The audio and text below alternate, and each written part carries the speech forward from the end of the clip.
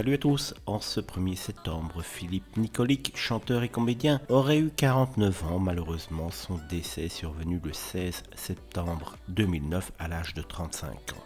Philippe Nicolic était surtout connu pour avoir été un ancien membre du boys band 2B3 et avait une fille nommée Sacha avec Valérie Bourdin.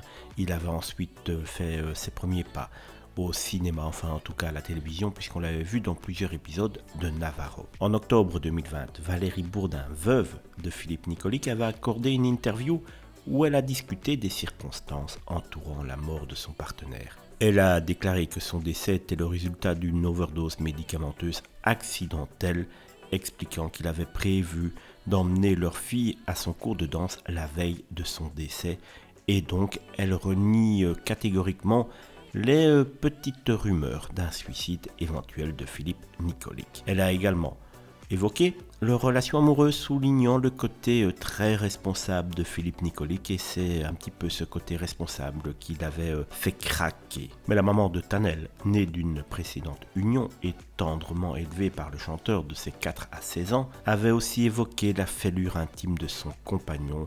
En effet, l'artiste était à la recherche d'une cellule familiale, car il était resté sans ses parents de 3 à 6 ans, eux qui étaient restés en Serbie. Il avait alors été élevé par ses grands-parents, mais cela l'avait marqué profondément. Elle a ensuite parlé de sa propre expérience après la mort de Philippe Nicolic, expliquant qu'elle n'avait pas su bouger durant les premiers jours, quasiment les 15 premiers jours après la mort de Philippe Nicolic. Elle était comme KO debout, elle n'avait pas su bouger. Ensuite, elle s'est plongée dans le travail pour créer un cocon pour ses filles et avait perdu tout intérêt pour les hommes.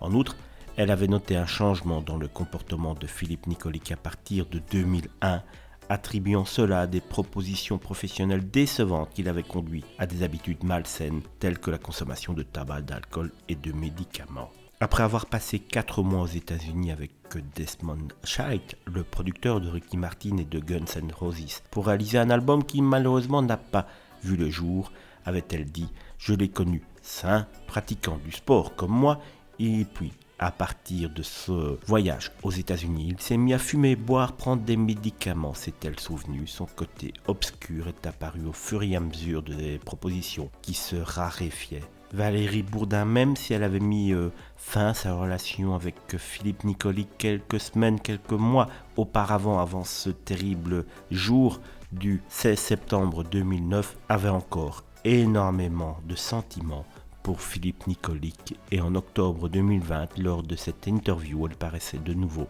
très touchée de parler de son ancien amoureux.